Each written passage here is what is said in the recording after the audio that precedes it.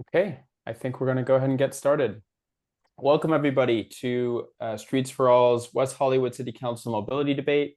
We're excited to have Danny Hang, George Nickle, Jordan Cockeram, John Erickson, and Larry Block with us. We're going to give about 5 minutes setting the stage in West Hollywood, some context, some history. We're then going to go to candidate opening statements. Each candidate is going to have 1 minute.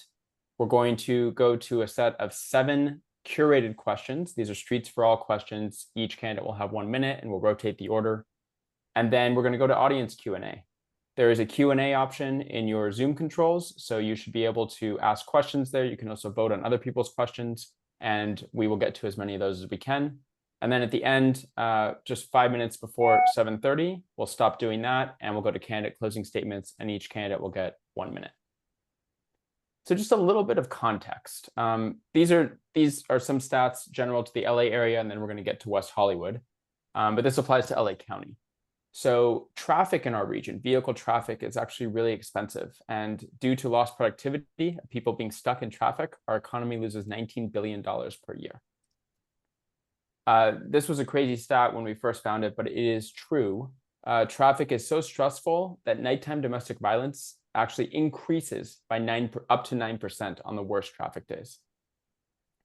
Our air isn't that great, especially right now in the summer. Living in LA, you smoke up to 4 cigarettes a day just by breathing. Of course, that includes our kids. And we rank worst in the nation for year-round ozone emissions and 5th worst for particle pollution. We also have one of the highest rates of childhood asthma in the country.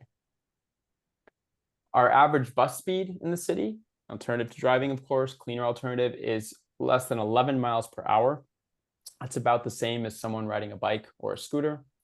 And 2/3 of all trips made inside the city, and this actually applies to the county as well, are less than 5 miles. Half are less than 3 miles. So to say it differently, we can get a lot of cars off the road if we had more multimodal streets. So when you put all this together, it's not great. And at Streets for All, we think we can do a lot better. So let's get into West Hollywood. In the last 5 years, due to traffic violence, 1 person has been killed, 99 people have been severely injured, and nearly 1,400 people have been injured. Unsurprisingly, most of these crashes are along Santa Monica Boulevard, also Sunset, Holloway, and Fountain. The city has a plan to address some of this. This is the city's proposed bike facility plan. It's actually not great. It says there's no commitment to specific facilities, and it's actually proposing some pretty dangerous stuff on the busiest streets. So we think we need to do better. There's also a lot of pedestrian improvements across the city, more signalized intersections, etc. That's great. We'd love to see the city move faster. But overall, we just think we need to do a better job of keeping people safe. Some key projects from our point of view in West Hollywood include the Metro K-Line Northern Extension, of course. We would love to see this happen, ending at the Hollywood Bowl. The Fountain Avenue, protected bike lanes and wider, safer sidewalks. Potential bike lanes or maybe a bus lane on Santa Monica Boulevard. And the city's existing Willoughby, Vista, Gardner, and Kings project to calm traffic on those residential streets is great. So that's our perspective, but you're not here to hear me talk.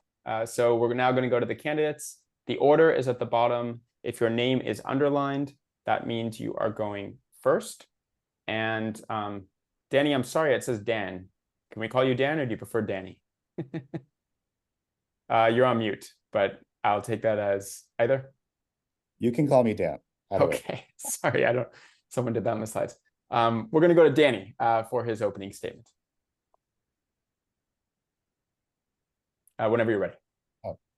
Well, first of all, I want to thank Michael and Taranig and the entire Streets for All team for giving me the opportunity to share my story and vision for West Hollywood. I'm running to create a safe, equitable, and sustainable car-less mode of transportation in the city. As a social worker, I understand the importance of creating a safer public right-of-way that allows disabled community members using wheelchairs or walkers, or even parents using strollers for their kids to have safe access to sidewalks. And as a social worker, I also understand the importance of safety, equity, and sustainability. Not everyone can afford a car, many walk or bike, or scooter, and they deserve to do so safely. And as a social worker, I also understand the environmental sustainability piece. Less cars on the road equals less carbon emissions and less pollution. And it'll keep our planet alive for many future generations to come. Thank you. George, over to you. All right, hopefully you can hear me. Thank you so much, Streets for All, for having me. My name is George Nickle, and my husband and I have been residents of West Hollywood now for almost 20 years. We live on the east side, where I started a neighborhood watch group almost 7 years ago. I'm still a co-captain of the WeHo East Side Neighborhood Watch Group. I'm a public safety commissioner, and public safety is core to my campaign. So I really wanted to be here tonight to speak, even though I think that we're probably going to disagree on some things. But I believe that what we're discussing is a matter of public safety for everyone. And I especially want to make certain that our streets and our sidewalks are safe for our disabled residents and for our older adults as well. So I look forward to a lively discussion. Thank you. Thank you. Next up, Jordan. All right, I know we don't have a lot of time to say this, so thank you so much for having me. My name is Jordan Cockeram. I'm running for West Hollywood City Council because I believe in the power of community and the transformative impact of dedicated, compassionate leadership. West Hollywood's been more than just a city to me. It's been my home away from home for the past 11 years. However, our city's facing challenges that require bold, innovative solutions. Many of you have shared frustrations and concerns with me, expressing a deep desire for change and a return to the values that make West Hollywood great and unique. And after talking to tons of residents, I've heard your calls for someone to step up and guide our city back on track, and I'm ready to answer that call. I'm running because I have a vision for a more equitable, sustainable, and thriving West Hollywood. But most importantly, I'm running because I care deeply about the people of West Hollywood. And I've seen firsthand their struggles, and I'm inspired by their resiliency and creativity. And I want to be a voice for their concerns, but most importantly, a champion for their success. I think together we can all work to make sure that West Hollywood is a beacon of progress and compassion for all. Thank you. John. Hi, everyone. It's John Erickson. I'm the mayor of this great city, West Hollywood. It's great to be here with you all today at Streets for All. I am running for another term on the city council because we have created so much progress, not only investing in our streets, trees, sidewalks, our parks, all that we've done. We're a West Side city when other West Side cities are still in budget deficits, when we're looking at a $30+ million surplus, unlike other cities on the West Side. But we're looking at a greater vision. What is the city for the next 40 years? How do we invest in our streets? How do we make sure everyone's safe? How do we make sure people don't have to run out to Fountain Avenue like I do and meet their neighbors, which I always love seeing, but not having to see them outside with another car wreck? How do we make sure our sidewalks are more accessible? How do we make sure that the city is continuing to do the great work that we've always been doing and will continue to do? That's what we're going to keep doing. And I'm really proud to be here with you. And I'm really excited to get into some of the great questions tonight. Thank you. Larry.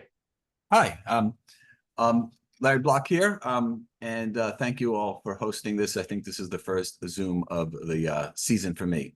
I'm the oldest guy in the race, and I'm also disabled. I'm partially sighted.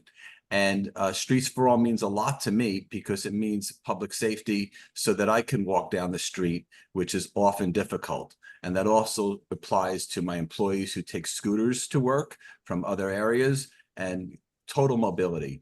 I founded CrossSafe WeHo around 2016, which led to the retooling of the entire Santa Monica Boulevard and was a leader in pedestrian safety for our city because, as you just cited that statistic about one death on Santa Monica Boulevard, it used to be 5 and 6 and 7 of them. So after a year and a half, when council didn't approve the budget for they approved it, still there was no action on the part to build it. And I sat with city staff as we retooled Westbourne, Santa Monica to La Cienega was the worst dangerous part of the street. Sorry, I can't see the timing or anything. So sorry, Larry, just expired. Just cut me off when the time comes. Yeah, thank you so much. Okay, we're going to go to our first question now. And I think I have the first one. Taryn will be next. So this is about Fountain Avenue. And Santa Monica Boulevard. Nearly 2 years ago, the current West Hollywood City Council approved protected bike lanes on Fountain Avenue between La Cienega and La Brea, the entire stretch of the city. These lanes have yet to be built. Council also asked for a study of protected bike lanes on Santa Monica Boulevard, but that is yet to materialize. So the question is, will you support protected bike lanes on Fountain and Santa Monica, even if it comes at the expense of space for cars? And for this one, we're going to start with George. No, I don't. I've spoken to a lot of residents, and there is a lot of pushback to the idea of reducing Fountain to one car lane in either direction. People don't want it. And one of the reasons why it didn't move forward as a pilot program when it was brought before council and it became a streetscape study is because it wasn't really detailed. There wasn't even, staff couldn't say how many drive were along Fountain Avenue. As far as Santa Monica Boulevard, it would be a major impact to our businesses if we were to take away parking along there. When Santa Monica Boulevard was redone, when I first came here, Santa Monica looked way different when I moved to LA 26 years ago. And when they redid that, they looked at trying to put in bike lanes the entire length of Santa Monica. It just wasn't feasible then. So we certainly have to figure out a way to make it as safe as possible for our bikers, but not at the expense of increasing traffic everywhere else in the city. And that's exactly. Thank you. Thank you. Jordan, over to you. Thank you so much.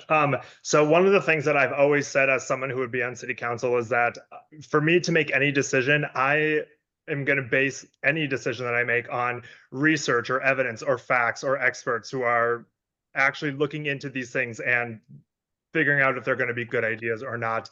To echo George's concerns, every resident I've spoken to on Fountain Avenue is also not in favor of this. They don't want to lose their parking spaces. It will be a huge burden to them. What I think would have been smarter to do would be to implement almost like a test program, if you want to call it that. We have temporary cones up on Fountain Avenue right now, the ones that separate in some intersections so you can't cross. We could easily do that and make our protected bike lanes for 1 month, 2 months, 3 months, and see how that affects people. See if bikers actually use it, see how much it does reduce traffic, and actually test it out. And if it works, great, then we can implement it. And if people don't care about the missing parking spaces, great. If it doesn't work, then we don't have to implement it. Thank you. John? So this is where experience and background matters. So Fountain Avenue and these conversations have been going on since 2014, 2013, and they've been going on for quite some time. The previous speaker mentioned Fountain Avenue having markers down. Those markers are down to prevent people from taking left or right-hand turns on Fountain, stopping traffic, or potentially killing people as they cross over. That's exactly why they're at Curson and other places along Fountain Avenue. Additionally, as we all see at Ciclavia this coming Sunday, our businesses actually benefit from more people walking, biking, and even if you want to have driving by. The streetscape program for Fountain Avenue is actually a unanimous decision by the city council. 2 council members who have never previously really supported this joined in that way. So we're making sure we get it completely right. And that's how residents are involved. And as the only candidate who actually lives on Fountain Avenue, I can tell you that everyone I talk to says we need change and we don't need any more deaths. Thank you. Larry?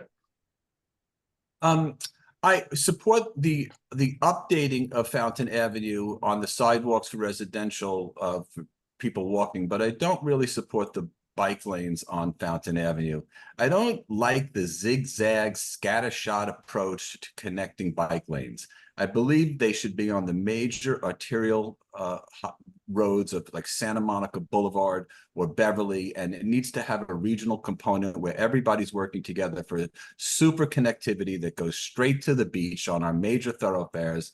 And then we can choose our north-south route extensions within the city to be able to connect down from Beverly or Santa Monica up to Hollywood Boulevard along La Brea. And so I don't support the fountains, but I do support protected bike lanes and the safety of the bikes along the major arterial freeways routes. Thank you. Danny? Thank you very much. This is a very good question. In 2022 and 2023, council gave directions to improve Fountain and both Santa Monica. Now, Fountain is a bigger priority because it is not ADA compliant and it is not safe. There are narrow to no sidewalks for ADA access, or for moms or dads with strollers or even double strollers. Simply, it's a freeway. And the public right-of-way includes those traveling not in cars as well, including bikes or those using scooters. So I am a strong proponent of adding bike lanes onto Fountain as well as Santa Monica, because the public right-of-way belongs to all and not just vehicles. Thank you. Thank you. I need to make a quick adjustment, so I'm going to turn this off for 1 second. Sorry, Ternig. You can queue up your question.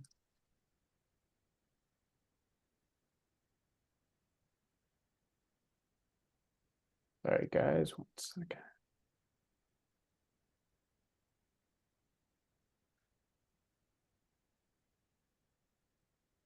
Okay.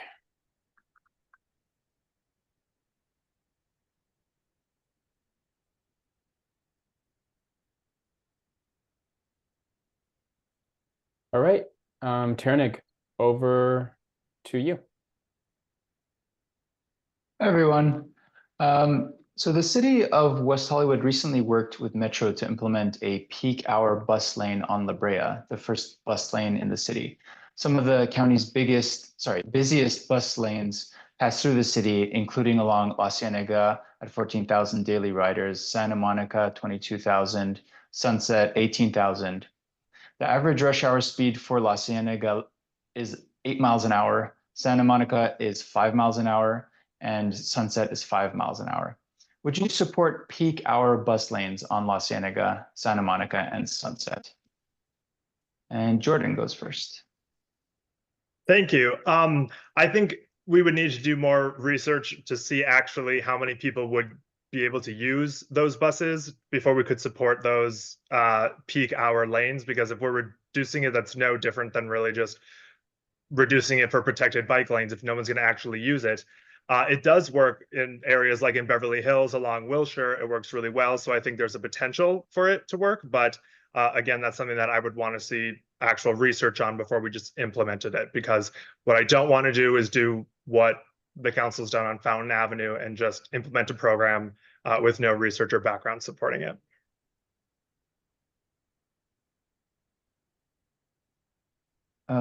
Next is John.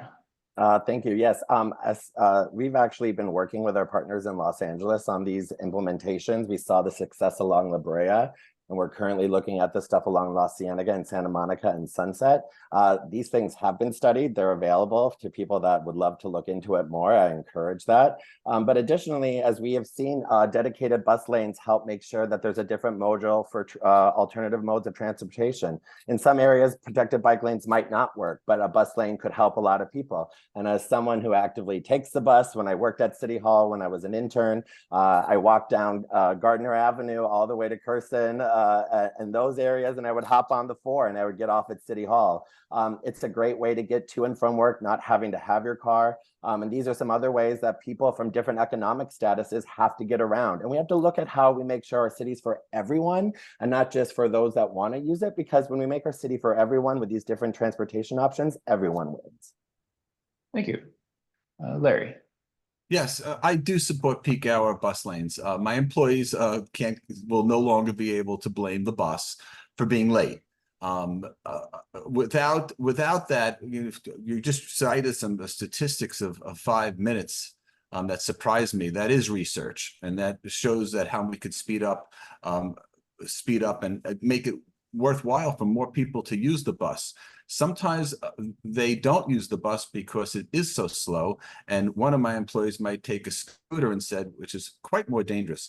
But the one thing about the buses and the bus lanes that they complain about most is the safety on the buses, the craziness on the buses, the crowds on the buses, and we probably need to look at working by adding the bike lanes, by adding more buses and making it more accessible for the workers to have confidence to use, so they can utilize them.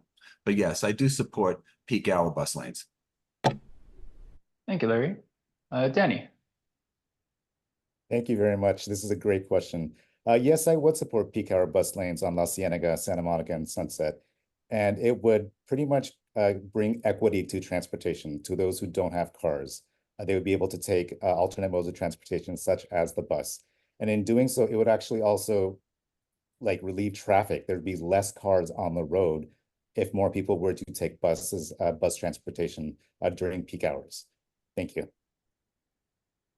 Thank you. And lastly, George. Yes, I think that it's actually quite well in La Brea. I think the statistic that I read is that it increased the speed of the bus by 15%.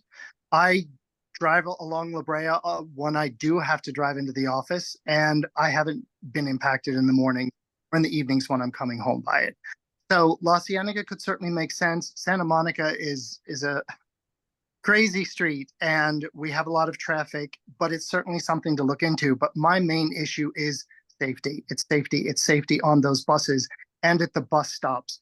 People I talk to that do ride the bus, and I wish that the bus were a matter of convenience and not economics, that people could ride the bus because it got you where you needed to go safely rather than you have to. They have problems with it. They say, especially, in fact, they told me to say to all the candidates, you want to go out at 10 o'clock at night and wait by one of the bus stops and see how it goes, they'll take you around. My husband used to use the bus a lot. Thank you, George. Okay, thank you. Sorry, thank you. Michael, next question. Okay, so the cities of West Hollywood and Los Angeles are creating a safer, more walkable street as part of the Willoughby, Kings, and Vista Gardner project.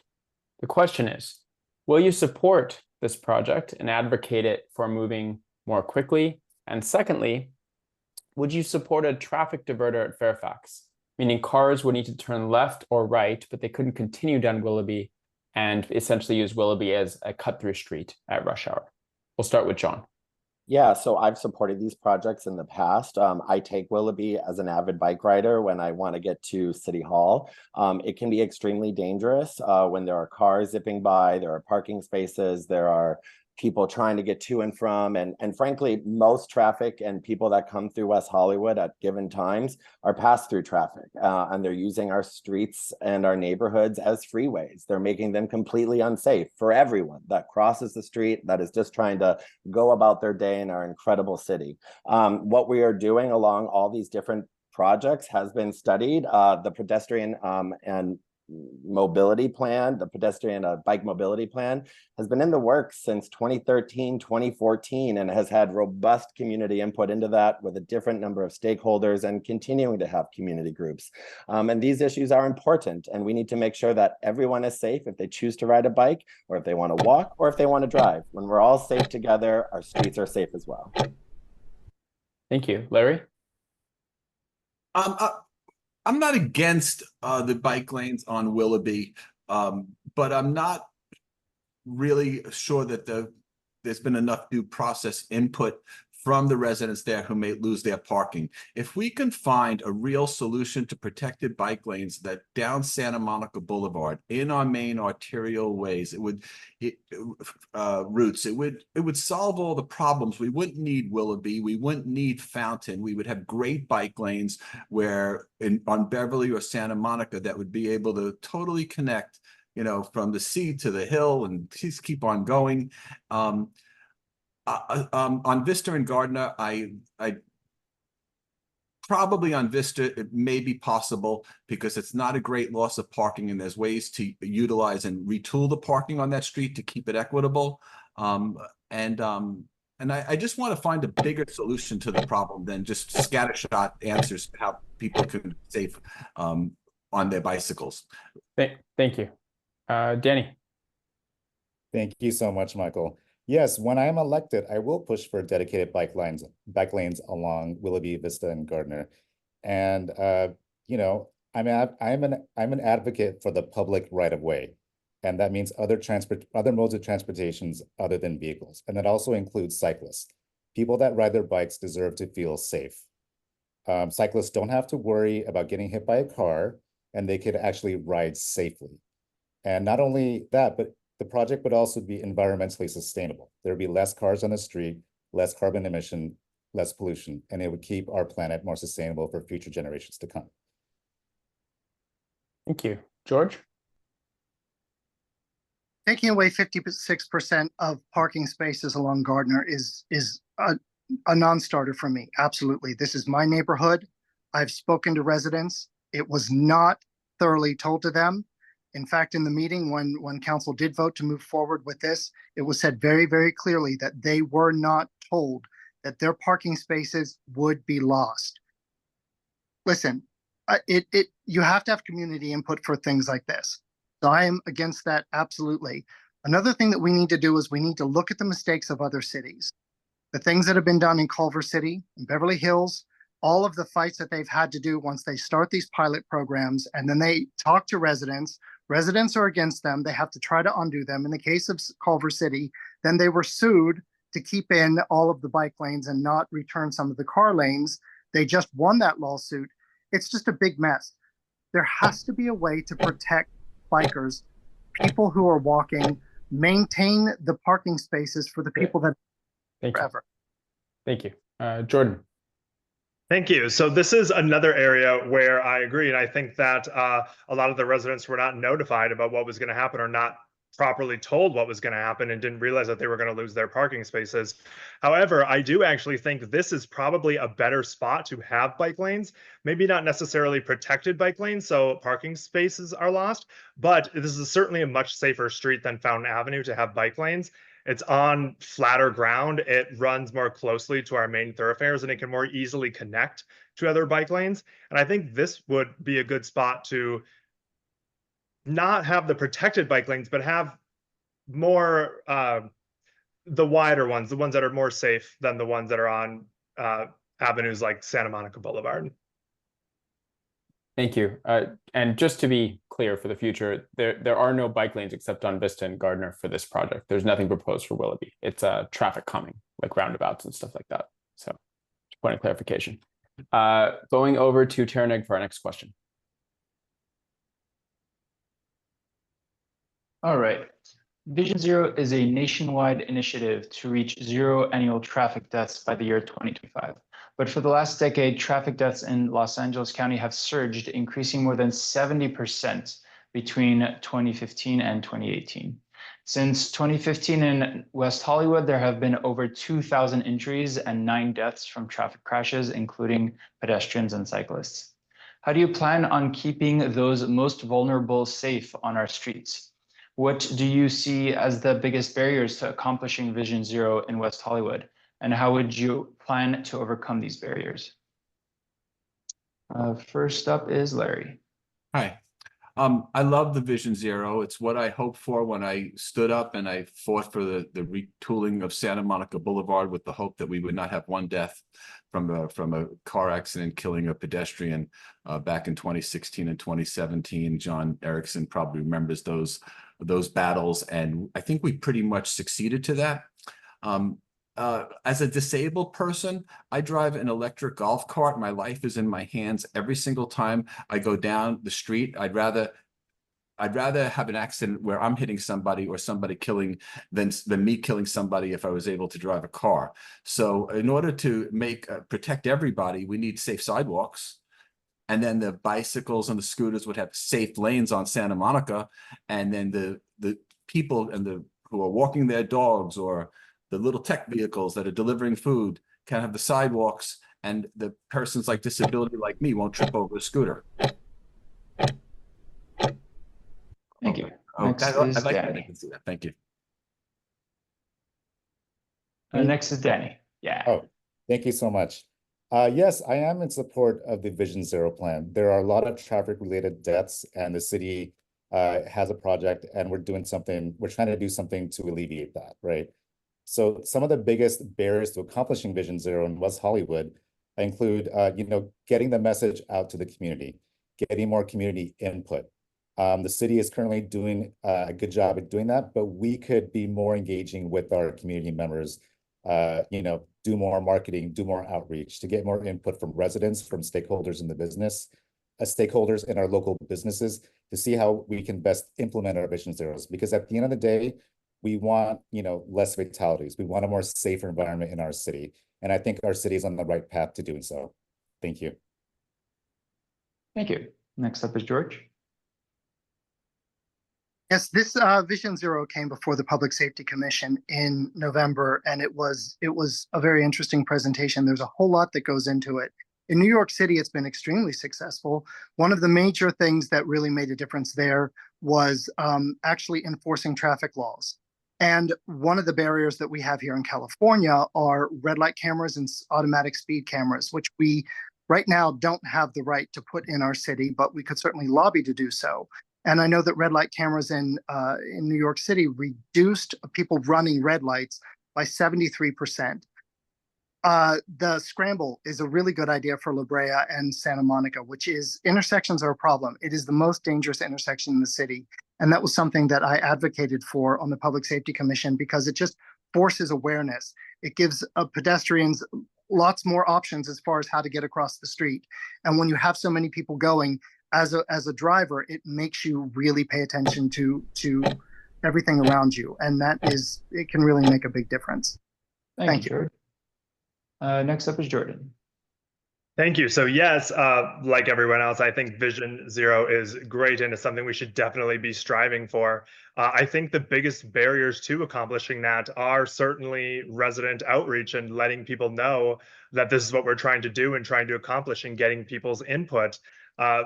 That's unfortunately not really the fault of the city. The city does a lot to market and advertise all of their different plans, and people don't seem to be paying attention.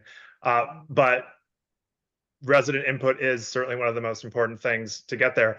I actually work in Santa Monica, and they have a lot of measures that are like these, that are the ones that we propose that work extremely well.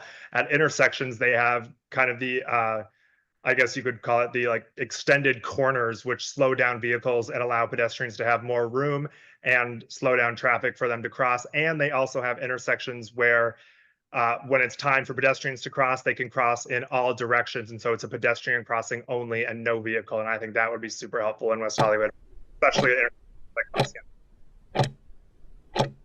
Jordan, next up is John. I supported Vision Zero when it came to the council, and it's actually when we get back to our regular city council schedule, because it's kind of summer right now, we'll be having a regular update on our agendas, because this is something that is of great importance to, I think, many of us and all of us. We do have scramble crosswalks. We can do it at Robertson and Santa Monica Boulevard. We're going to be implementing it here at San Vicente and Santa Monica Boulevard, La Brea and Santa Monica Boulevard. I agree with George and how that can work to make sure people are really safe. Additionally, as we saw last week on Monday, there was a huge case of road rage, which 2 individuals got into a car accident and one guy punched another person and killed him.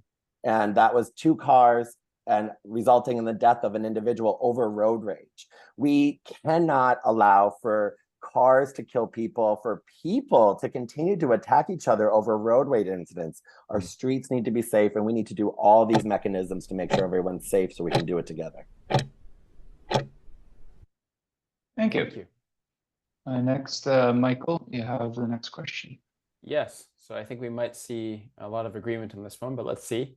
The Metro K-Line Northern Extension would fill a gap in Metro's developing system to connect 4 major rail lines, Metro's C, E, D, and B lines, and 6 of the highest ridership bus lines in LA County. One of the alignments would go down to San Vicente to Santa Monica Boulevard before heading east to the spine of West Hollywood. And by the way, it's that alignment in particular is projected to be the busiest light rail line in the country. So the question is, do you support the Metro K-Line extension into West Hollywood? And assuming you do, how would you help raise the needed funding to accelerate the project and get it built in a reasonable amount of time, maybe in our lifetimes? Danny, you're up first. Thank you so much for this question, Michael. Yes, I will support the Metro K-Line extension into West Hollywood. The K-Line extension will come with the collaboration and partnership with our county and state officials, such as our soon-to-be Congresswoman Laura Friedman and Supervisor Lindsay Horvath, through securing funding and loans from the state and federal government. And when on council, I will make this a priority budget item to secure TIFIA loans for the project to ensure its completion and viability to the Metro Board. And yes, it will be a great project that will connect West Hollywood to Hollywood, Mid-City, and South LA. And it will also meet Mayor Karen Bass's goal to make the Olympics 2028 car list by that time. And this Metro K-Line extension will also reduce cars on the road, reduce carbon emissions, and connect West Hollywood to the greater Los Angeles area. So I will be in support.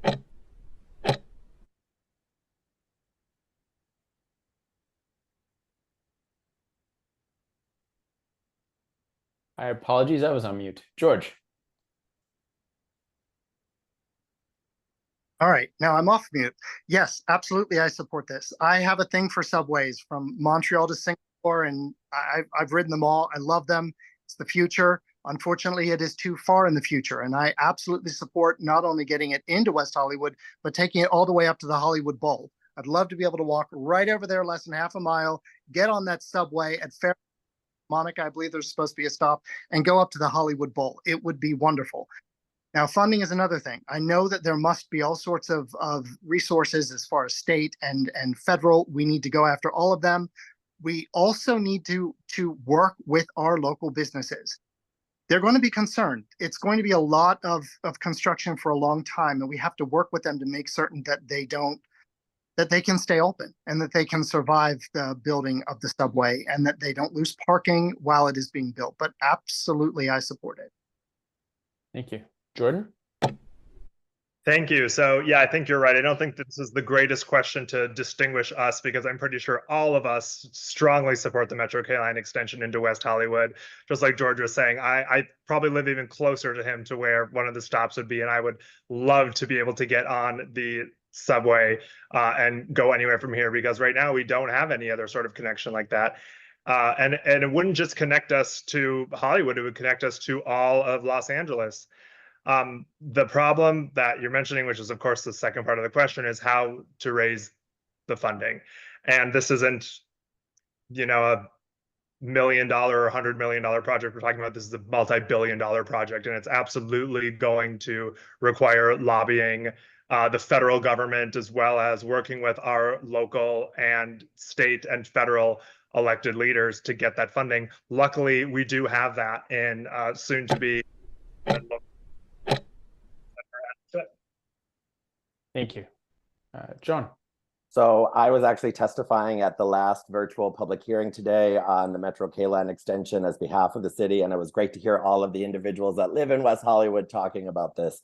Additionally, everyone talks here about paying for it. Well, we've been doing this. We have regular updates on our council agendas for people to go read if they would like to learn more information of how we are doing this. One way is we are co-sponsoring a bill with Assemblymember Laura Friedman for enhanced financing districts for us to be able to get federal loans, TIFIA loans, down from a certain period of time where they're at now to a lower amount. So we have the county, we have the state, we have us showing the fiscal availability of what we're able to provide for the amount of track that will be through West Hollywood. We need to actually work with our partners in Los Angeles more to get them to come on to these EIFDs to ensure that they can then be a part of it as well. This is going to be revolutionary for our city. It will get people out of their cars. I've been supporting this for a long, long time, and it is a great thing to happen to the nature and the future of our city.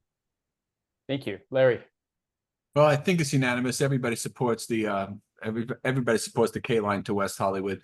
I think the real question is where does it hit West Hollywood? Does it come up San Vicente? Does it pair up all of Santa Monica Boulevard for many years? When does it actually start? How does it disrupt the Olympics? It has a very, very long timeline. As far as the funding goes, it's a county and state responsibility for the funding, but West Hollywood made a commitment a few years back. I remember Lauren Meister was very concerned in that meeting about what it would cost West Hollywood. I recently called her and asked her, was there any updates to what we're on the hook for? Because we had, with inflation and everything else, we had the potential to be on the hook for $500 million. So I really, when we talk about financing, I have to get my arms around what our commitment was last time that we're already on the hook for, with our partnership with Metro to bring it as far as it goes. I like something a little bit more like the K line to Beverly and not all the way up. Thank you. Yeah. Thank you. Over to you, Taranik. All right. At 1.9 square miles, the city of West Hollywood has the potential to be an incredibly walkable city. The city is the 7th densest city in California. 16% of West Hollywood households do not own a car compared to just 9% in LA County as a whole. How would you make walking in the city safer and more inviting? First is George. Well, for one thing, you have to feel safe on our cities, and armed street robberies are up year over year. So I've been an advocate for well, I pushed back all efforts to defund our police. And I was outspoken when the city council the current council majority voted to cut 2 police officers. Thankfully, we did get them back. So people have to feel safe on the streets. Young man that I spoke to recently who was held up was just robbed again last night. So that's the first thing. We have to fix our sidewalks. I absolutely believe that they all have to be ADA compliant. That is the one thing as far as Fountain that I completely agree with the streetscape plan. We have to do that. But one of the reasons why my husband and I moved here 20 years ago is because it was walkable, but we no longer go out after night. We just won't do it. We won't walk a half a mile that way to Santa Monica to Whole Foods after dark, and that's just a shame. Thank you. Next is Jordan. So George pretty much took my exact words out of my mouth. Yeah, one of the most important things to making West Hollywood a safe place to walk is public safety. And I haven't felt safe in the last couple of years walking outside after dark. We have to make sure that we are providing our trained and armed security sheriff's deputies with the resources that they need to keep us safe. Otherwise, people aren't going to feel safe to go out to businesses or restaurants or the grocery stores or any of the bars or anything like that. I mean, I certainly don't right now. And I think those resources need to be provided to the right groups. And that's the first step in making the city a safer and a more inviting place to walk. Thank you. Next is John. So we need to make sure that we're educating everyone on how we can all be safe together. How many times have you been sitting at Vista and Santa Monica Boulevard, ready to go to Vista right down there, which I do way too much, by the way, and a car almost takes you out because they're going right on the red? How many times have you been trying to cross an lighted crosswalk at Greenacre and cars shoot by you because they don't have any recompense for our community? We need to do all that we can to keep everyone safe together. Scaring people and telling them that it's safe and not safe to go out. The perception of safety is critical. I talk to residents every single day about the work that we're doing. We actually just made the single largest one-time investment in our sheriffs with this enhanced technology, bringing back 2 deputies, what we did before. I mean, this work that we do together to make sure everyone is safe with our sheriffs, our ambassadors, and also our public, our neighborhood watch groups. They're critical key components to making sure we all do this together. Thank you. Larry? Well, we used to be the most walkable city, and I don't have a car, and I used to enjoy walking to work all the time, but now it's really the homeless. When we talk about public safety on the sidewalks, I don't know, I think we're talking about homeless and mentally ill people who are really distracting to our walk and our peace of mind. On-demand scooters laying all over the sidewalk are terrible, but I do support scooters and scooter ownership and responsibility of the owner. But in order to make the pedestrian safety clearer, we need to get rid of the on-demand scooters. My employees walk to work. Oftentimes they're afraid to go to that bus stop when we close at 2 o'clock in the morning. They're not going to stand at the bus stop. They stand outside, and there's other ways to go because it is not safe for those buses at 2 o'clock in the morning. But I believe in our designs district, walkability, and we've created the greatest city for walking. And what we need to do is have more shops for people to go to and everybody to start walking down the street again and start to have confidence in what West Hollywood is. Thank you, Larry. Thank you. Next is Dan.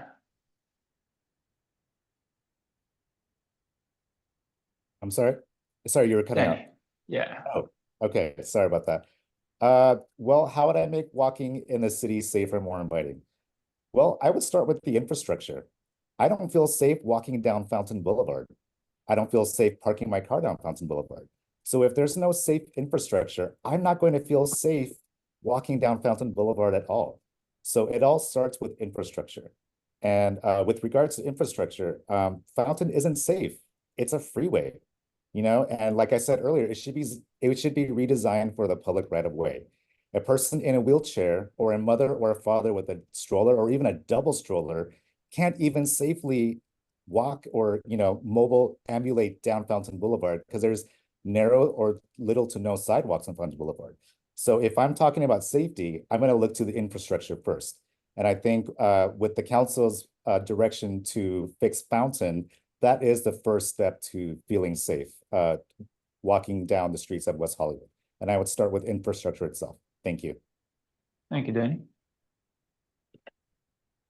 Michael, over to you. Yep. Okay, this is our last curated question, and then we're gonna go to the many audience questions that we have. The city of West Hollywood sits in a pretty strategic location between the cities of Los Angeles, Beverly Hills, and much of the vehicle traffic the city experiences every day is just people cutting through to get somewhere else. So the question is, how do you think about West Hollywood's regional role and strategic location within LA County?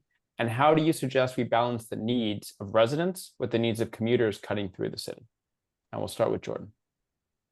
All right, so to answer the first part of the question, we are just where we are. We are in the center of all these different cities, and we are going to be a cut-through city, whether we want to be or not. The way we can balance the needs of the residents and the needs of the commuters cutting through the city is by expanding public transit options. If we push for the Metro K line so more people are using the Metro, if we push for other things like bus subsidies or alternatives to driving, then that's what's going to help reduce traffic through our city and drive through. And that will ultimately meet the needs of the commuters and as well as help people who are living in the city. Thank you. John?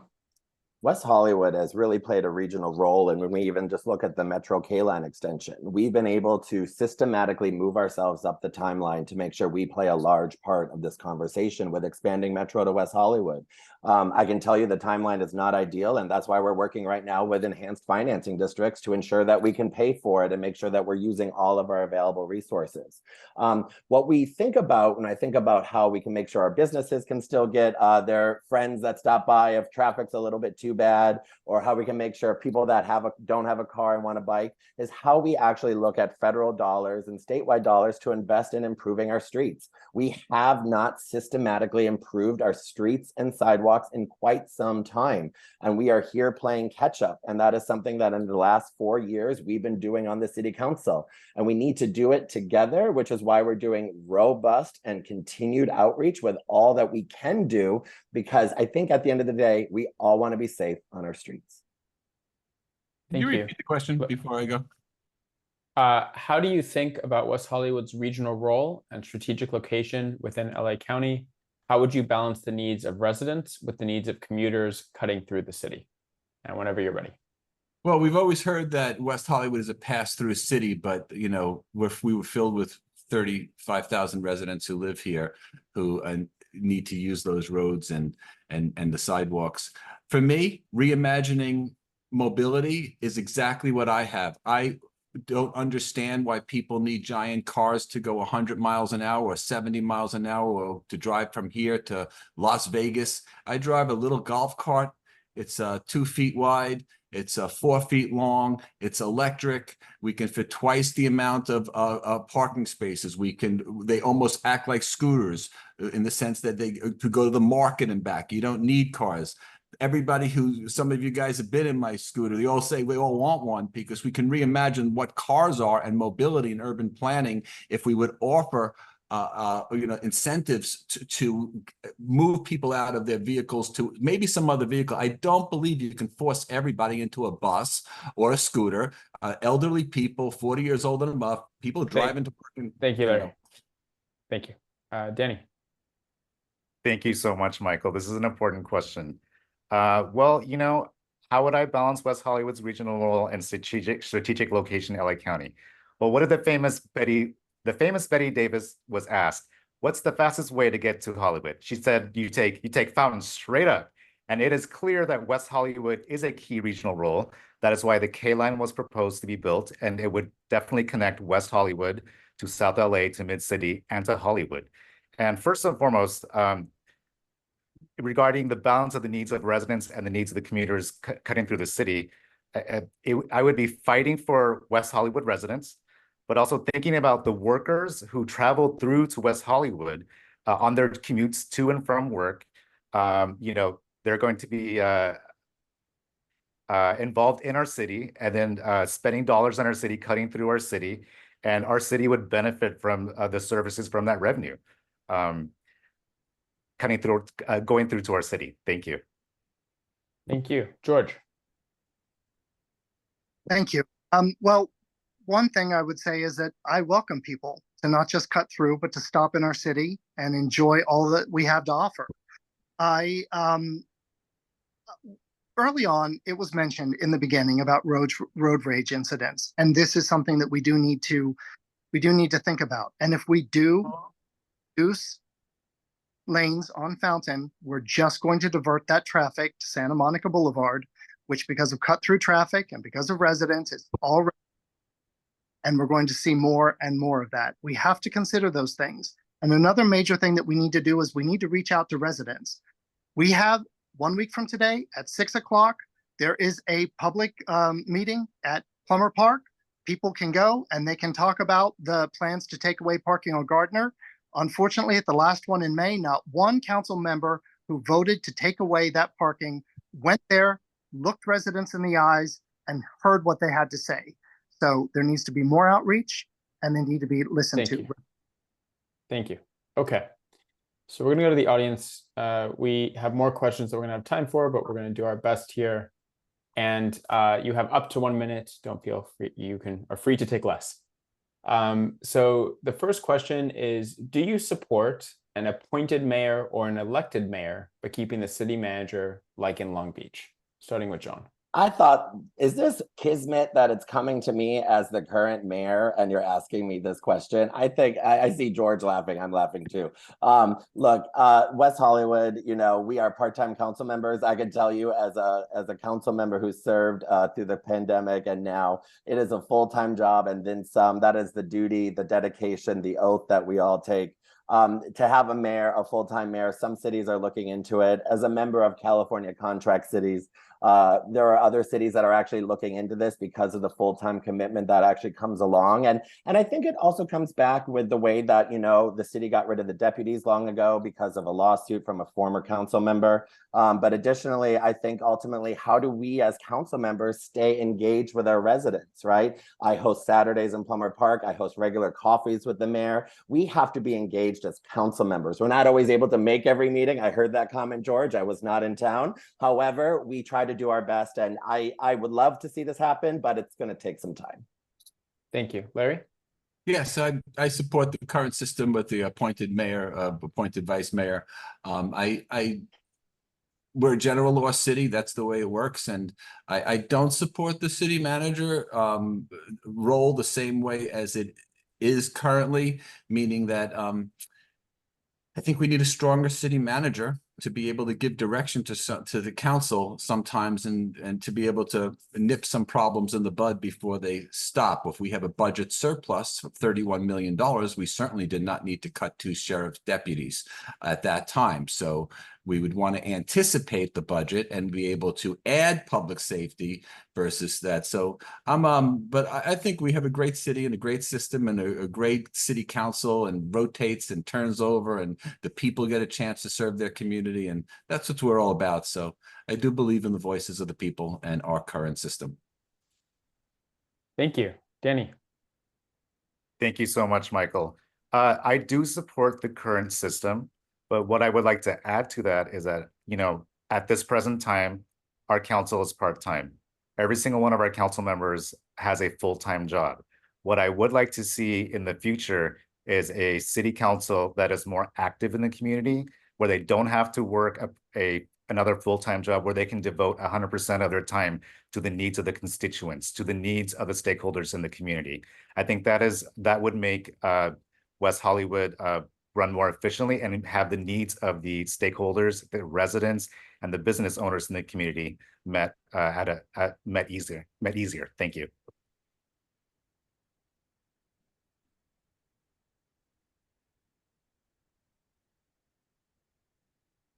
I'm sorry, I keep muting myself. George? Thank you.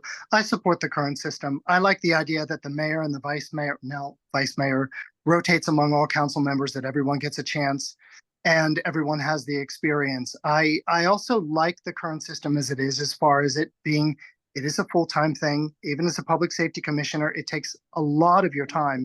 It's a matter of stepping up and doing it, despite the fact that you might have a household and you have elderly parents or children to raise and a job or whatever else. I like the idea that it is almost volunteer, because it certainly doesn't pay for itself. I don't want being on city council to be a career. Thank you. Thank you. Jordan. So I also support the current system that we have right now. In West Hollywood, we have about 28,000 registered voters, but you'll notice that during the elections, either during a presidential election or during the midterm election, the number of votes that these city council members get is around 6,000 to 7,000. And the good thing about having part-time city council members who are appointed as mayors is that they're definitely doing it because they care about the city. If you turn it into a full-time job, then it becomes people who are running for office, possibly not because they care about the city, but because they're looking for it as their job. You know that with all the work that comes along with city council, to do that as well as another full-time job means that you're doing it for the right reasons. Thank you. All right. For our second question, I'm going to try to synthesize a couple of questions together. There's a lot of concern about parking, specifically residential parking. And I'll ask it this way. If the city does move forward with bike lanes on Vista and Gardner, and some parking spaces are removed, is there a way to mitigate that? Is there preferential parking that can be created? Is there a city lot that can be created? Is there a way to have both? That's the question. Is there a way to mitigate parking loss to address those concerns and still have some bike infrastructure on those streets? I will start with Larry.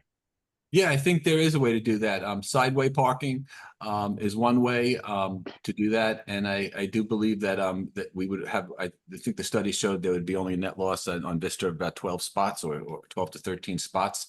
I advocate for an all-city parking pass for residents. I've talked about this before, and I don't believe residents should have to pay to go shopping up at other stores and parking in city lots. The city lots should be able to be utilized for residents who can't find parking spaces on their streets. At least they have a go-to. And I do believe we can mitigate the problems that will come from removing the spots. Not that I agree fully in removing the spots, because I don't think it had a due process. But there's as long as there's outreach and there's consensus, I think we can do both. There's plenty of space in the city for the cars to park, and thank you. Thank you. Danny? Thank you so much. Yes, I would be in support of it. It would create for safety for our for our residents who bike through the city. But also, I think Mayor Erickson presented something before council not long ago, to offer residences that were impacted by the loss of parking, preferential parking zones for their specific areas that did not have preferential parking before. So I think that would help mitigate the parking as well. So I do see a world where both can exist. And another idea might be to open up the Plummer Park parking lot. You know, perhaps residents can park in the park, but move their car before 6 a.m. in the morning, or possibly even a city-owned parking lots. So I do see a role where both can exist in the city. And I believe that Mayor Erickson's previous proposal to issue preferential parking zones would be very helpful as well to residents. Thank you. Thank you. George? I will again focus on Gardner. It's my neighborhood. I live on Norton. I have a preferential parking zone. Here's what happens. Street cleaning. I park on the street. That's where my car goes. When we have to move because of street cleaning, I have to go and I have to find a place to park. If I come home late at night after a council meeting, public safety commission meeting, you know where I sometimes end up? If there's a space, I've ended up on Vista. I've ended up on Gardner. You go wherever you can. So if you make it preferential over there, it might help a little bit. But no, it's not going to work. And another problem that you have on Gardner is tandem parking. A lot of these cars park one like this. So you're actually going to be losing 2 spaces, which isn't being counted. So yes, if you were to move forward with this and you were to take away parking, the city would have to find a way to mitigate the loss of parking. But I don't think that we should do that. And I don't think that residents think that we should do that. Thank you. Jordan? So this is almost a better way to just ask the question in general, is if you think it's worth getting rid of parking spots for things like bike lanes, because can it be mitigated? And the answer is really no, it can't be. We're a 1.9 square mile city. We don't have a lot of options for parking unless we want to start tearing down housing for parking lots. And I don't think that's a good idea. And I don't think anyone else would support that either. So just to quickly wrap up the question, no, there really aren't a lot of options for mitigation. Okay. On to our. You want me to answer that? Oh, I'm sorry, John. I apologize. I somehow went back to audience question 1 and you weren't on there. Go ahead. It's okay. You set me up with the mayor one before, so there you go. Please. So it's a little troublesome that some people are scaring people about the loss of parking. Our staff has to go with facts and they have to give maximums and minimums because they're ruling off of data, right? This comes from data. So when they say up to X amount of parking spots, it's important that they put it in there because that might not be what happened. If you've actually listened to the staff meetings and look at how it can be mitigated, it's probably a lot less, if not more. And actually, we've worked on a different redesign to make sure it's even less than that. And we've continued to make sure that we can do it all together at the same time. We can have both. I was just in Paris. Cue whatever horrible thing you want to say about me going to Paris here, right? But let me tell you, they had parking lanes, they had bike lanes, they had buses, they had everything, right? We can do this together and we have been doing it together. And I really don't like that people are ultimately scaring people about where they're going to park when they come home at night, because I sometimes park on Gardner and, it's available. Thank you. All right, our third question. Do you support West Hollywood having its own police and fire department? Why or why not? We'll start with Danny. Thank you so much, Michael. At this time, I do not support West Hollywood having its own police and fire department, and it is because of the cost of the programs. I think the liability of the pension would be a lot for the city to endure, and at this point, I think our sheriff's department has come a long way. We have a new sheriff in town. Things have changed. Things are changing culturally within the department, and they're doing a good job for our city. And same with our fire department as well. So I do support the current system of contracting out with the LA County Fire Department as well as the LA County Sheriff's Department. And after all, we are a contract city. So having our own forces would be a burden to our budget, and just the pension liability alone would be very expensive. Thank you. Thank you. George? No, I do not support having our own sheriff's department or fire department. The main reason is we've been down this road. In the 90s, it was put before the people and it was decided against it. People who were on the other side and absolutely supported it will tell you even now that it would have bankrupted our city. Just the pension alone, it really, truly would have. Another reason is because I like accountability and I like the voters to be in charge. And we have a sheriff, and we used to have a different sheriff, and that sheriff is no longer there. So our captain answers to a man that we all decide to vote into office, or a woman. And the other thing is, you often see small cities with their own sheriff's departments, and there's a lot of chance there for corruption. When city council can go directly to and direct sheriffs, and I don't agree with that. Our sheriff's department is responsive to us. They look like us. They march in our gay pride parades. I absolutely support what we have now. And our fire department is amazing. Although we do absolutely have to replace 8. Thank you. Jordan?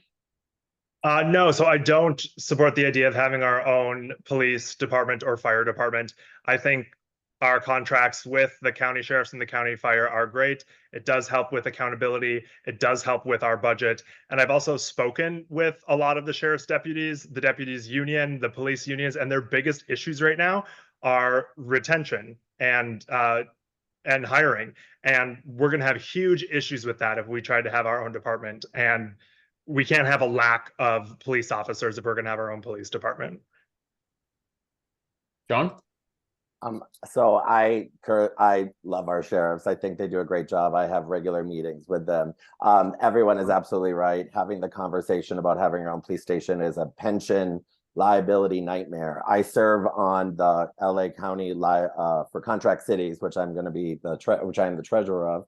the Liability and Trust Fund Oversight Board. We are going to actually be having a liability issue here with the larger contract of the Sheriff's Department as a whole at the county because of the issues that we're facing. But the contract cities model, actually, which was started in Lakewood that we benefit from, actually does help the city when it comes down to how we have our deputies and then our fire department, which is a contracted service like our waste haulers. We need to continue to do all that we can to make sure that negotiation and that contract serves our pocketbooks best in the city.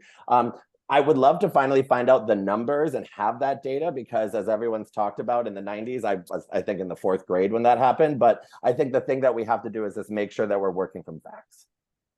Thank you. Larry. I support the Los Angeles County Sheriff and our contract with them 100%. I've never advocated for the special any other alternative. I would love to take 25% of our surplus of $30 million and add 25% of that, about $7.5 million, to the sheriff contract, and use overwhelming force to put boots on the ground to make sure that residents and visitors can feel safe to come to West Hollywood, to shop in West Hollywood. Employees can feel safe working in West Hollywood, and extend those to 4 a.m. because a lot of this stuff happens when my employees leave work at 2 o'clock in the morning. So I'm 100% for the sheriff. Now, there is, if there was an alternative, and I'm not for the alternative, but Beverly Hills and West Hollywood seem to be symbiotic in some way, and I don't know if there was ways that we can work with them in a greater capacity, like when we have a super emergency, Beverly Hills works with us. And during COVID, we needed that overwhelming response of the whole Los Angeles County Sheriff Department right here in West Hollywood. Thank you.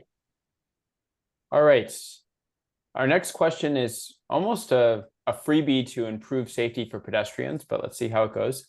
The question is, would you support banning right turn on red throughout the city to improve walkability?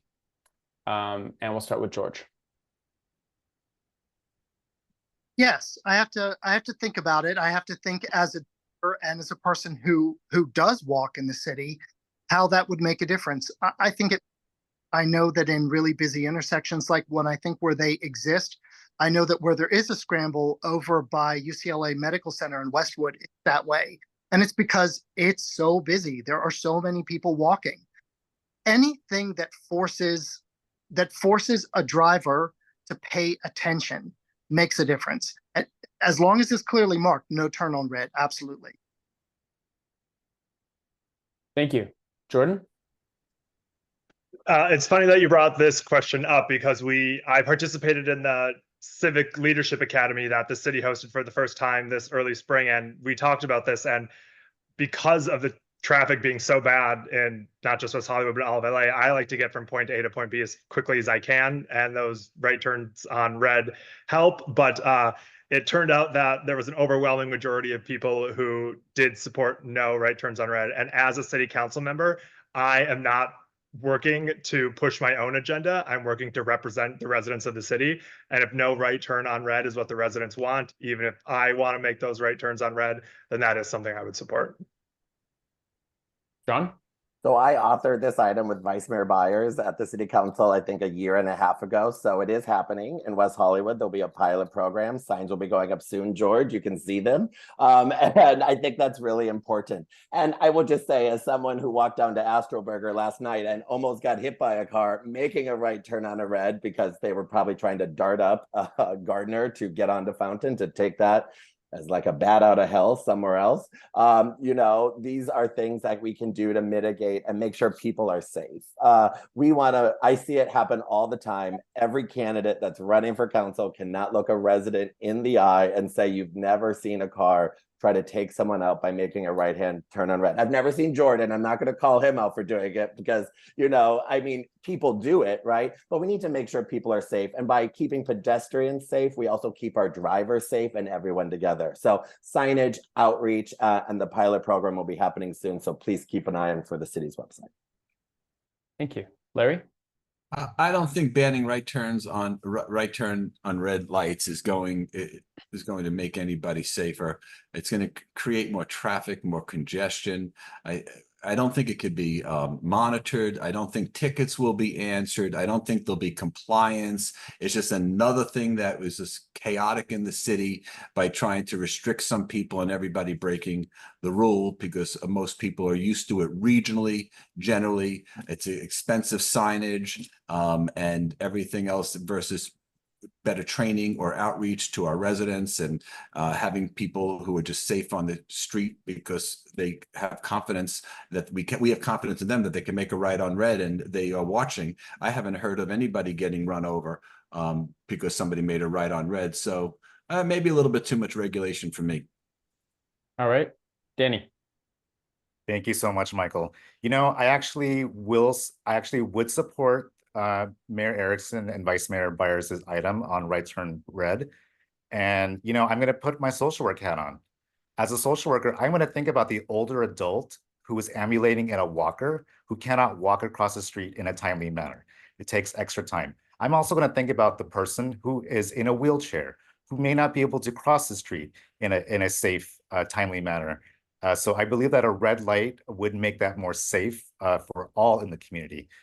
So I would definitely be in support of no right turn on red. Thank you. Thank you. All right. Our next question is, if a vacancy were to occur on the Metro board or the Metro Link board, would you be interested in joining, and why? And we'll start with Jordan.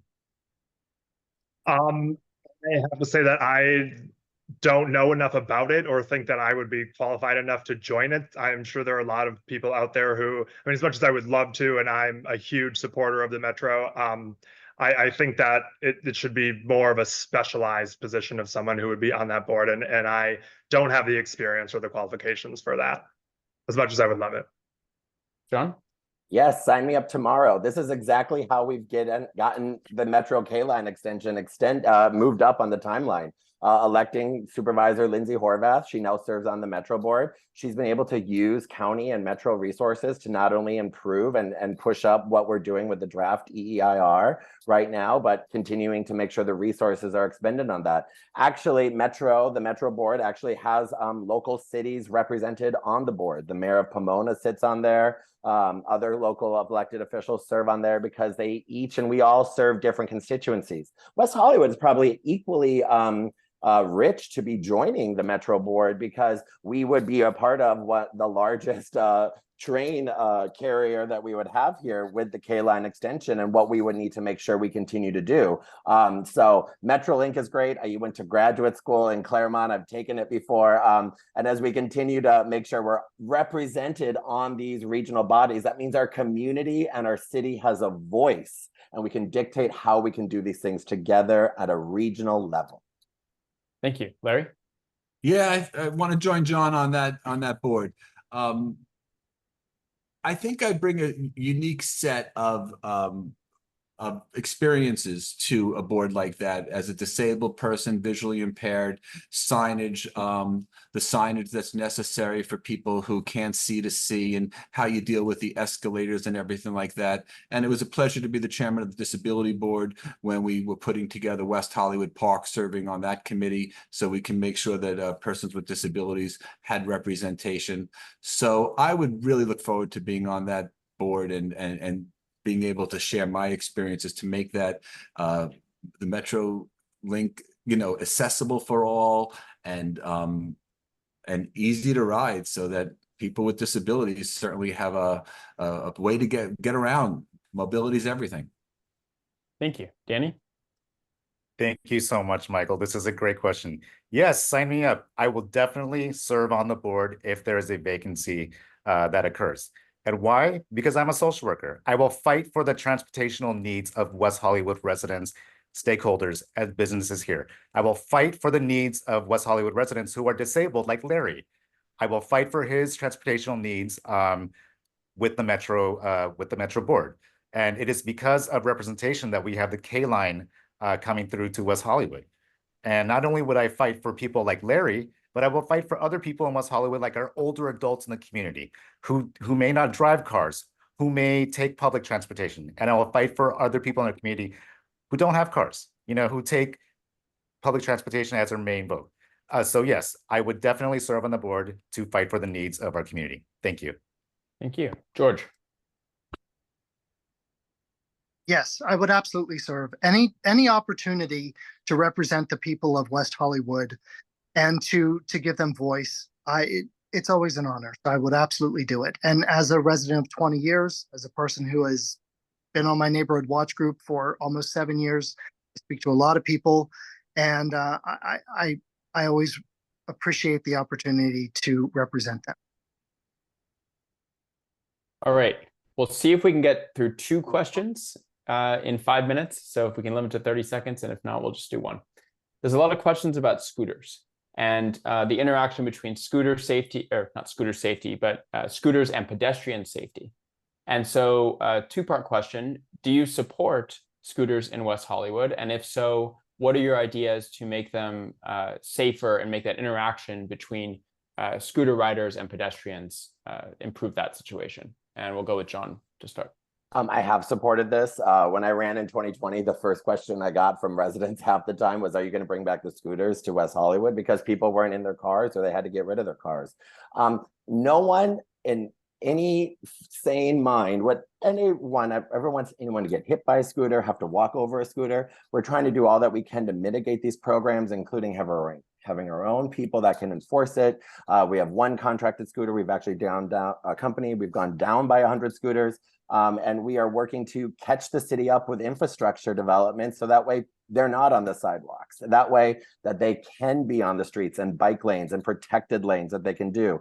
And also the ridership numbers. Look at the data. The data itself for the east side where George and I live is overwhelmingly an insane amount of numbers for an insane amount, right?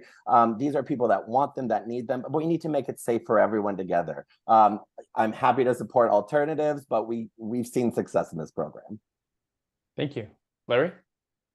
I'm 110% against on-demand scooters laying on our sidewalks.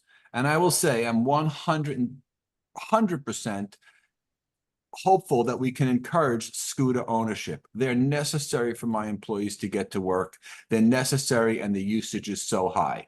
But I don't understand how a company can throw them on our streets and not really and ruin the life for everybody who has to walk when a business, my business, Bikes and Hikes, can sell these or rent them and return them to a certain spot. There can be the same way we have spots along the city where we have block by block ambassadors, the same way if we're going to implement a scooter program that we should demand that those scooters are returned to set stations. It's a mess. So the way it is with on-demand scooters, 100% against. We need to really encourage and incentivize ownership of scooters. Danny? Thank you so much, Michael. You know, micromobility is not only a crucial method of transportation in West Hollywood, but it is also a revenue generator for city services that keep us safe. These are city services that city services that include our emergency first responders, fire, and police.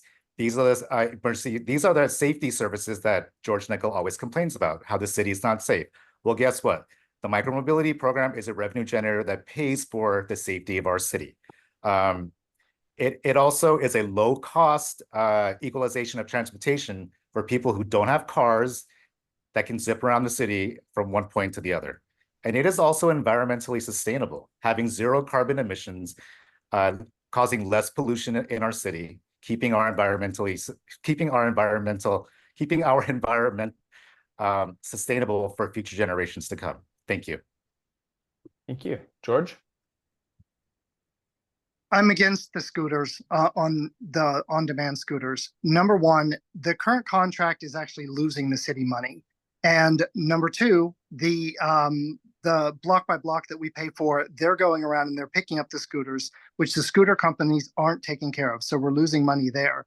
Number 3, it is not good for the environment because according to our own study, 66% of the people are using scooters not in place of driving gas-powered cars, which will be good, but in place of walking. So those scooters are being charged using electricity that can be generated by burning fossil fuels. So it's actually contributing to climate change. I'm against them. The thing that really solidified it for me is there was one completely blocking my sidewalk one night when I had to go out and walk and I had to think of my grandmother who had polio. How could she have gotten around that? She absolutely couldn't. They're everywhere. They're a nuisance. People are hit by them. People stumble over them. Just get rid of the scooters. Jordan. So I do support the scooter program. I just think there need to be some changes made to it. I actually am a scooter owner, so I never need to rent any of the scooters, but they are environmentally sustainable. Even if they are charged by fossil fuels, they can be charged any way you charge them. So we can require that any company that we contract with charges the scooters using renewable energy. We can also do what every other city has done with bikes and require that there are docking stations where you drop the scooters off. Unfortunately, when you see a scooter lying in the middle of the sidewalk, that isn't because the user of that scooter just threw it in the middle of the sidewalk. If you've ever used one, you know that you have to set it up in a safe area and take a photo of it and get verified. And it's usually either homeless people or people who hate scooters who are kicking them down on the ground and kicking them in the middle of the sidewalk. Thank you. So unfortunately, we totally failed in doing that in 30 seconds. So we're going to skip the next audience question and go to closing statements. So we're going to start with you, George. Thank you so much for hosting this. This is really important. It's really easy to get together with a group of people that you agree on everything with. And going into it, I knew that there would be disagreements when it came to bike lanes. I want to make it very clear. I have bikers that support my candidacy, and we have robust discussions. Everyone wants bikers, especially pedestrians, everyone to be safe on our streets. We just have to be smarter at the way that we figure out to do it. So thank you again for hosting it. I think it was really lively. I think that we all got to say a lot about where we stand on these issues. The one last thing I will say is our first responders, we absolutely have to be very careful that before we move forward on any of these things, our fire department is talked to about how reducing lanes and putting in bike lanes will keep them from getting where they need to in an emergency on time. It's why they were against the HLA, the Healthy Streets LA. Thank you. Thank you. Thank you. Jordan. Thank you, everyone, so much for hosting this debate. This is such an important subject, and I know that bike lanes and reducing lanes on major thoroughfares like Fountain Avenue have been very contentious. They were contentious in 2022, and they're contentious now. And it's really important that we're getting input from everyone. One of the things I always tell everyone that I speak with is that I'm not an expert at everything. I'm probably not an expert at anything, but what I am going to do is always listen to the residents, always listen to the stakeholders and see what their opinions are, see what their thoughts are, see what's most important to them. And as a city councilor, that's what you're supposed to do. Your job isn't to push your own ideas, it's to represent the residents. And that's what I plan to do as a city council member. So if you have issues or thoughts or concerns about these ideas that we've discussed or anything else, please reach out to me. Thank you. John. It's great to be here with all of you. I love all the candidates running. What a great time to talk about these issues. It's great. I mean, this is what makes West Hollywood the best city, in my personal opinion, in LA County, right? We all are a part of this little hamlet, and we work so hard to make sure that it's a city on a hill for so many. West Hollywood is catching up on bike and mobility infrastructure. We have to do that. We are making sure that we're improving our existing infrastructure, our multimodal transportation options, and we're doing it together because it's what's needed, and we're actually hearing from residents that they want it. Things are contentious because people want to make them contentious. We don't have to have arguments. We can work on it together, which is why the Fountain Avenue Streetscape Plan was a unanimous decision by the current city council. All 5 of us voted to make sure that we do that right. And that's how we're different from other cities, when we do it right together. We are a forward-thinking city. We're the creative city. And if you have ideas, thoughts, complaints, come see me this Saturday at Plummer Park, where we'll be hosting my 38th Plummer Park meeting that I've been having since I was elected. I'll see you on the campaign trail. Thank you. Larry? Hi, I'm running for city council so that I could have confidence to open a store in the city. My business, I don't even want to have a business or be a business owner in the city. You can't go to, it's not safe anymore. It's not safe in my store every day with homeless people walking in. It's not safe how they get to work. And it's not safe for residents to walk their dogs at night. And I think we need an action plan. I pointed out the 25% increase in the public safety budget. I want to fill the vacant storefronts. I have a lot of experience, years of rebuilding, building businesses. I'm the only employer in the race. I'm the only one who signs the first person front of the paycheck. And I understand the street and how to navigate the street and how to, what commercial leases are about and how to fill the vacant storefronts, how to rebuild West Hollywood, how to make it safe again, how to shake up City Hall. We see so many things happening there. How we could bring some moderate policies into on the city council for all. Thank you. Danny. Thank you so much, Michael. You know, I want to start off by saying that I am a supporter of Measure HLA. And guess what? So were a large amount of voters who supported Measure HLA. And I am running for West Hollywood City Council. And in doing so, I want to create a safe, equitable, and sustainable carless modes of transportation. And with that, I also want to build more affordable housing in our city. And we need to build more affordable housing along transit hubs, such as the Metro K-Rail that will be coming in to meet the Olympic goals. That will open up West Hollywood as a major transportation corridor and connect our community to communities across LA County. And I hope to earn the voter support in this election. Thank you so much. Thank you. Well, amazingly, we are right on time. So, you know, it's not easy to get into a room with people, talk for an hour and a half on all these specific issues. So I really appreciate all you being here. Thank you so much for participating. Thank you to the audience. I think at our peak, we had 70 or 80 people watching. This will also go on our social media channels, and I'm sure we'll get more that way. I wish everybody the best of luck in your campaign. Tomorrow, we will send our candidate endorsement questionnaire out to everybody. We look forward to your answers. This is the C3 side of the house where we have an unbiased mobility debate. On the C4 side of the house, we will likely be endorsing in this race. So again, thank you so much for all your time. Best of luck in the campaign, and good night to our audience. See you soon. Thanks, Michael. Bye. Thanks for having us.